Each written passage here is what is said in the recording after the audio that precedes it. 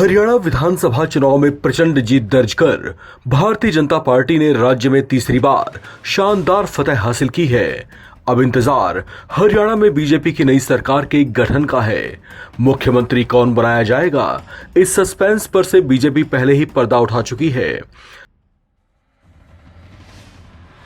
Haryana BJP प्रदेश अध्यक्ष मोहन लाल बड़ौली ने पहले ही घोषणा कर दी है कि मुख्यमंत्री के तौर पर शपथ नायब सिंह सैनी ही लेंगे। जाहिर है बड़ौली की ओर से की गई ये घोषणा भाजपा हाईकमान के इशारे पर ही की गई होगी। शपथ ग्रहण की तारीख विजयदशमी के बाद तय की जाएगी, जैसा कि बीजेपी प्रदेश अध्यक्ष मोहन लाल बड़ौली की ओर से बताया भी गया।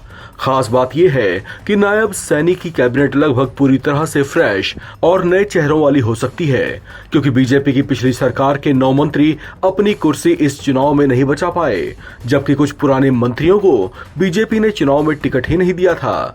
ऐसे में कौन होंगे हरियाणा के नए मंत्री, इस पर चर्चाएं तेज हो गई हैं।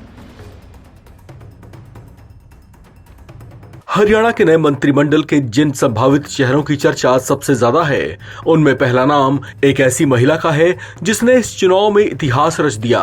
यह महिला कोई और नहीं बल्कि किरण चौधरी की बेटी श्रुति चौधरी हैं।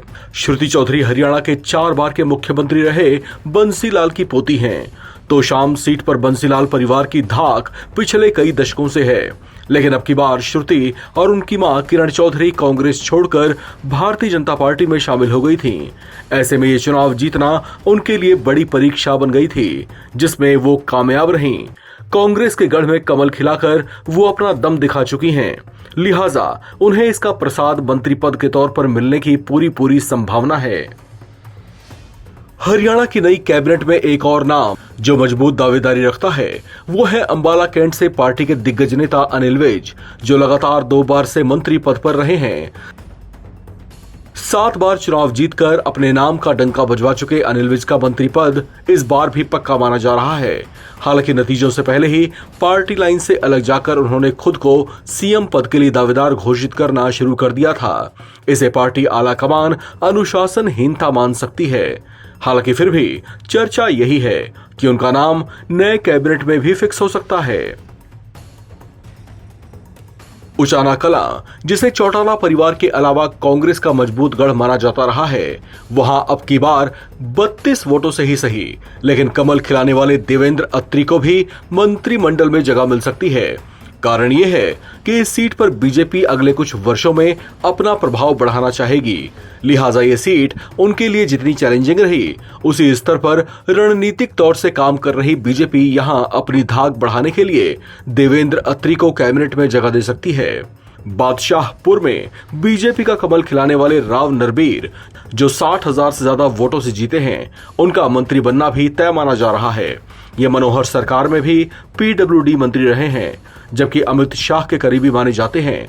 अहिरवाल बेल्ट में ये राव इंद्रजीत के विरोधी माने जाते हैं, लेकिन बीजेपी के लिए बेहद महत्व रखते हैं।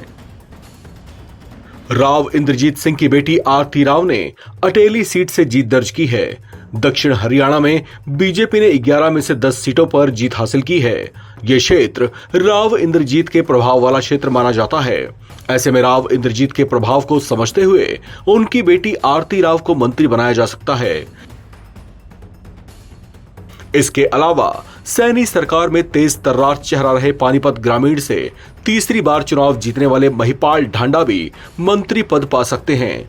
दमदार जाट फेस और प्रखर वक्ता के तौर पर ये विरोधियों से मुद्दे के मैदान में भी टक्कर लेने का दम रखते हैं। इनके अलावा एक और नाम जो बेहद चर्चाओं में है, वो है पूर्व विधानसभा स्पीकर हरविंदर कल्याण का, जो घरौंदा से जीते हैं। उनको भी सैनी सरकार में मंत्री बनने का मौका मिल सकता है।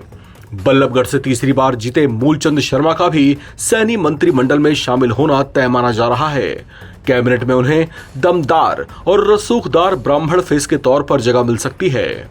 इनके बाद डिप्टी स्पीकर रणबीर गंगवा, जिनकी सीट बदलकर उन्हें इस चुनाव में बरवाला से लॉन्च कर दिया गया था, उन्होंने फिर भी 26,000 वोटों से जीत हासिल की है। वे भी मंत्री बनाए जा सकते हैं। जबकि मनोहर लाल सरकार के पहले कार्यकाल में मंत्री रहे कृष्ण कुमार बेदी की भी सीट बदलकर नरवाना कर दी गई थी। ये फिर भी शानदार जीत हासिल कर इस चुनाव में दमदार कमबैक किए हैं। ऐसे में इनको भी इस बार हरियाणा कैबिनेट में मंत्री पद मिल सकता है। इस खबर में फिलहाल इतना ही। बाकी अपडेट्स के लिए आप बने रहें एनबीटी ऑनलाइन के साथ।